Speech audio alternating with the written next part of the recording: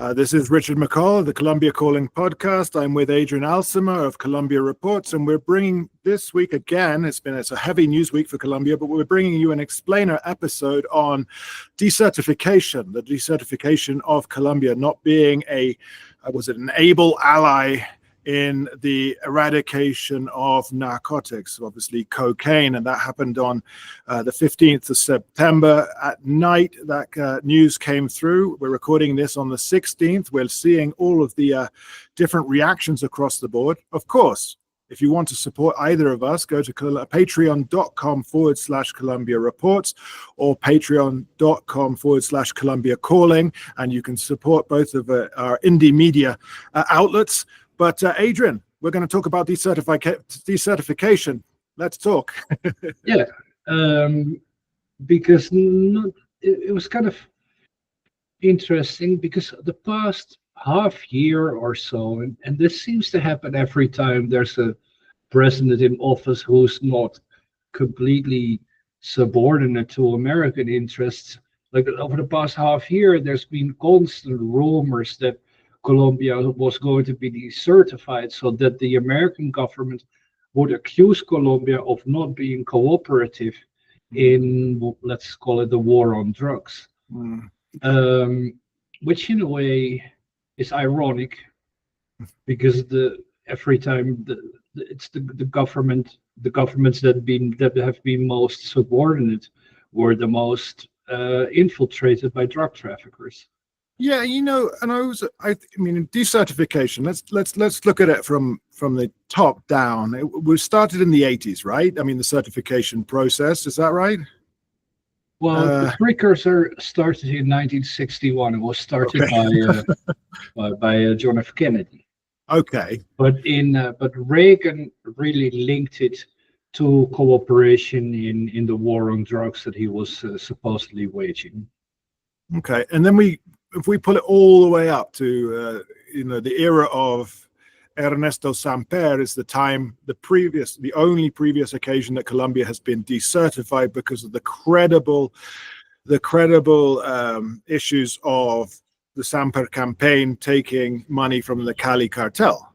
Yeah. Right. So we're now, if you think about before yesterday, the only countries to have been decertified in the Americas were Colombia, Guatemala briefly, Bolivia, and Venezuela, if I'm not mistaken. Maybe Honduras briefly as well. Oh, Haiti. I should say Haiti because that's been decertified as well. And then today's ruling where it's Colombia, Afghanistan, Myanmar. That's it, Burma, Myanmar, and Venezuela, I assume, again. Probably Bolivia again. What does decertification actually mean and entail? Let's get the real basics out there. Well, generally, when a country is decertified, the American government will claim that country is not fulfilling its international obligations to effectively control the drug trade. Like, so either the production of illicit cocaine or heroin, or in the trade part, so when a country is a transit country, which would be the case in Venezuela, for example. Venezuela. So it's entirely subjective to what the U.S. government decides. Could you repeat that, please? It's entirely subjective to what the U.S. government decides. Yeah. Okay. And it doesn't look in any way related to actual efforts to combat drug trafficking. It's become, particularly now with it was already the case with Venezuela, but now that Colombia is also decertified, like it's clearly a political move where the American government wants something to stigmatize their political opponents with. Yeah, I mean that's what it sounds like. We can't say that the relationship between Trump and Petro has been anything but tense.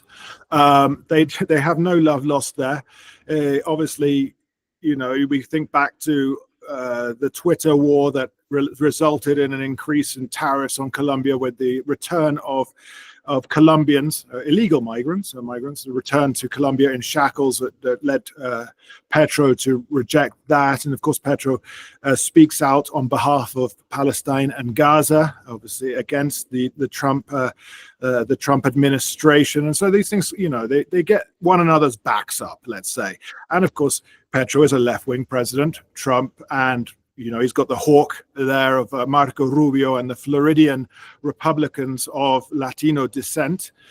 So, I mean, this was kind of a fait accompli. We really kind of knew it was going to happen. Yeah. Because the whole designation of being a country that doesn't fight the war on drugs has become completely meaningless. But what's kind of interesting and what not everybody expected was that the Trump administration did give a waiver allowing a suspension of the sanctions that normally come with the decertification.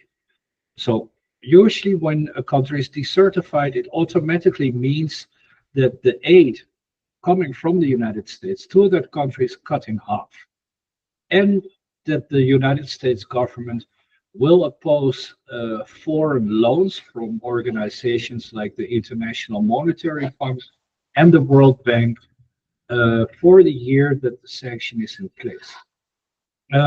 And Trump waived that sanction, so there's going to be no effect in effective bilateral cooperation when it comes to drug trafficking between the United States and Colombia. So it seems a bit like a paper tiger. It seems a bit like, okay, we hit you with this stick, but really you've given this waiver, which is a kind of get out of jail free card. If there has seen to be an improvement in the eyes of the US government, then this decertification can be lifted. I think we need to remember as well that decertification almost came as well during the Duque administration. It was very close, but I think at the end, Duque being right-wing and Trump being right-wing and Marco Rubio and all of the others' friends there came too. What do we think? Why do we think that that Trump put in this clause of the waiver? Because Petro has his own agenda and does not like being talked down upon by the American government. So and also because the whole point of providing financial aid is like an imperial like way of like using your power, like your soft power. So without any US financial support, Petro would have just stopped. He could have just kicked the DEA out of the country and would be moving even closer to Venezuela than he currently is. Yeah, I guess there's that. I mean, if it was a normal decertification, I guess the figure is somewhere near to $500 million, and then that would be cut by 50% to $250 million. But this hasn't been cut. Yeah. And if you allow me, like this money was money that's like really used for counter narcotics efforts. So like a decertification with this meaningless justifications like would actually have really benefited drug traffickers because it would have significantly reduced Colombia's abilities to combat drug trafficking. So there would have been, the irony of that was probably too big for the Trump administration to accept. Yeah, I mean, that's what I was thinking when I was reading all of the different articles all in the weeks leading up to this. It's like, yeah, this was counterproductive. But I think there's so much to say about the terminologies used. When you think of the US government changing I guess it was the Ministry of Defense or whatever they called it now to the Ministry of War, or the War Department, the State Department to War Department, and then of course saying that they're at war with the cartels. So they're changing this. So what does that mean? And how can you I don't understand. I mean, what does it really mean in this fight? And if you were to cut all of the aid money, which does go into defense, it does go into, a lot of this money goes into the military here in Colombia, but also into social projects on the ground. So you would be your message would be entirely duplicitous on this one. So it's also because of the United States and Colombia, when it comes to drug trafficking, have been cooperating perfectly fine. There have been no disagreements about strategy. Like it's in the interest of both countries to combat drug trafficking in Colombia. Like I would argue it's probably more in the interest of Colombia to come to effectively combat drug trafficking than it is for the United States. Yeah, I think it's the outcry, obviously, of this event has been very interesting as well. I didn't click on many of the articles, but I obviously saw that right-wing potential free candidate Vicky Davila, formerly of Semana magazine, has come out to say, she would do everything in her power to get back into the certification.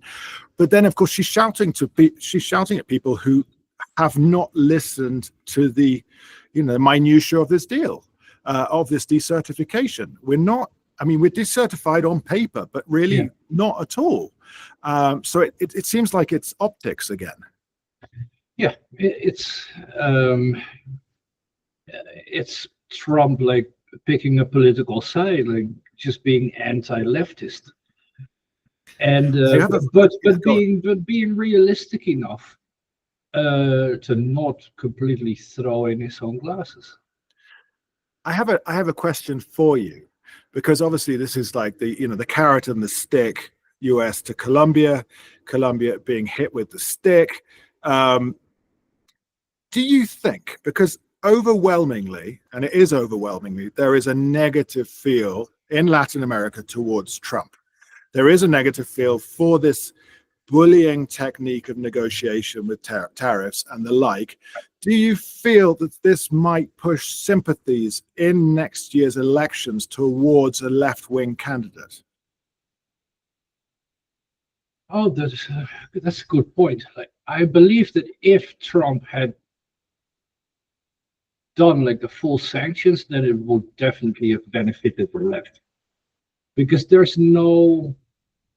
you can't explain here how the country that has the biggest drug problem in the world, which is the United States, and which hasn't done what needs to be done to reduce drug consumption, which is public health. That country can't just like impede another country from effectively combating drug trafficking, which is essentially caused by the tremendous appetite in cocaine in the United States. Like this is not comparable to anywhere in the world. If you look at like the amount of people who die in the United States of illicit drugs, like admittedly mainly fentanyl at the moment, but it's always been particularly problematic in the United States. The drug consumption there is completely out of whack, and it's not. Nobody here believes that like Latin Americans are like forcing American citizens to take drugs. That's not how capitalism works. See, this is a side point. This is why I'm very concerned about, I would say, obviously these bombings of the boats supposedly transporting drugs from Venezuela up to the United States. First of all, you look at the boats and they're not seaworthy enough to get to the US. Let's start with the basics. The Tren de Aragua doesn't have that much influence in drug trafficking in that area. 70%, none at all. Yeah, 70% of all Colombian cocaine comes out of the Pacific coast. But it's this kind of, again, we're going back to optics. He can show his supporters that they're at war, and if you're sending drugs up to, it's this commentary that Venezuela is deliberately sending drugs and gangsters or criminals to the US to destroy the fabric of society. It's not true. And No. if you want anyone to destroy the fabric of society, it's fentanyl. I mean, let's go to the basics here. So there's arguments here that just they're non. But also, the most important thing, and this is not even a Trump thing, drugs everywhere in the world is being transported through the shipping ports, so container ports, and the United States policy has always focused on places where migrants enter the country, so the Mexican border. So now they're saying that fentanyl is entering the United States via Mexico, which I suppose it's true, but it can't be the bulk of the drugs that are entering the United States. They are entering the United States through the port of Newark in New Jersey or Los Angeles, Long Beach up there in Los Angeles, Seattle. Like the normal trade routes are being used to transport cocaine, and this is the same everywhere. And if you look at where drugs is being intercepted in Colombia, the largest shipments are being found in the docks, as they are being entered into the legal trade routes. So to be going after a fast boat in Venezuela is just bizarre, really. It's they're not combating drug trafficking by carrying out that type of operations. Aside from it being entirely illegal in international waters, if people aren't, if it's not in absolute self-defense, and that's why I come back to the semantics of it, because Trump is very carefully not using the word war, so therefore it can be self-defense. That's how they'll argue. Yeah, narco-terrorism. But if we come back to Colombia quickly, obviously we know that Colombia is producing vast amounts of cocaine, more than the cartels, I think, know what to do with. So we can understand where some of the criticism comes from. But by the same rationale... But can you? I mean, it's clear, there's been one... strategy since the beginning of the war on drugs in, what was it, 1971 or 1972? Nixon, 71. And this has been a failure from day one, and it continues to be a failure. And Petro has tried a different approach with interdictions and going after big drug traffickers, but that's also a failure. Because the whole strategy of solving this problem with repressive measures doesn't work. It's clear that this is a public health issue, that there's a catastrophic crisis in the United States regarding the public health of Americans, and that Trump believes, and previous presidents as well, Biden, Bush, everyone, they all believed that this can be solved through a repressive actions abroad, and that's just not where the problem is. It doesn't make any sense anymore. My point really is if you're just going to look at it on the surface of the figures, you can understand the criticism that comes out from someone like Rubio and the Floridian Republicans, but at the same time, that doesn't make sense.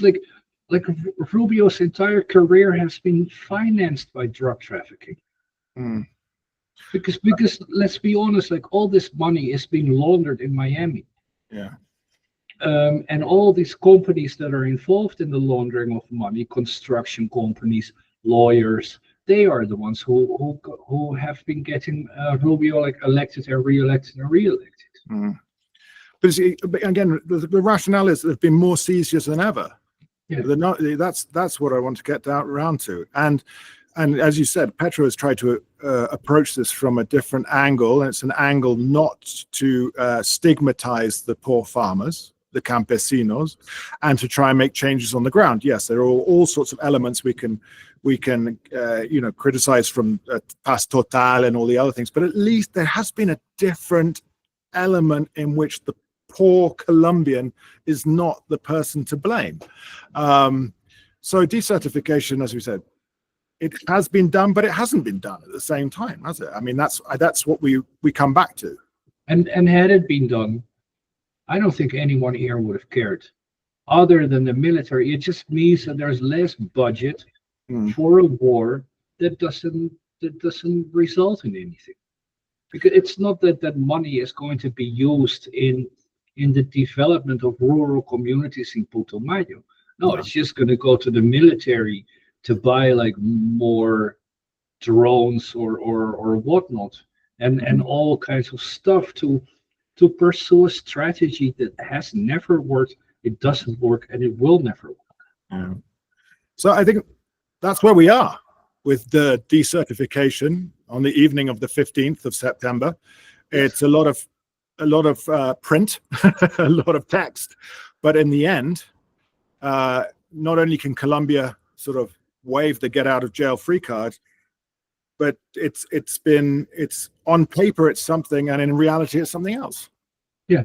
And it's kind of interesting because like even if Trump would have put sanctions on Colombia, like I don't think Petro would have cared. If you heard him yesterday during his Council of Ministers, he was pretty clear that like if the Americans aren't going to fund counter narcotics, then Colombia will fund it. Yeah, I always secretly suspected he quite wanted it to be able to get up on the balcony and rattle about the imperialist North and not needing handouts and so on. I always secretly, that's very much up his alley.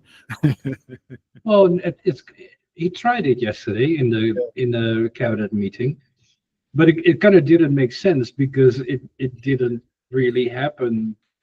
Well, the sanctions never came. It was just a sort of like a political slap on the bottom. So shall we leave it there for decertification in this explainer episode?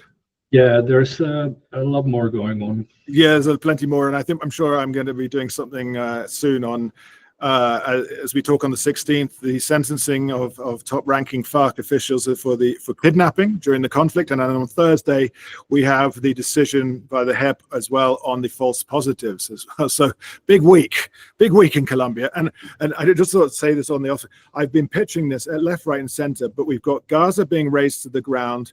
Sadly, Trump visit to the UK and Robert Redford passing away, so Colombia doesn't even feature. No. Anyway, probably for the better considering the rest. This has been Richard McColl for Colombia Calling and Adriaan Alsema for Colombia Reports, and an explainer-ish episode, brief one on decertification of Colombia.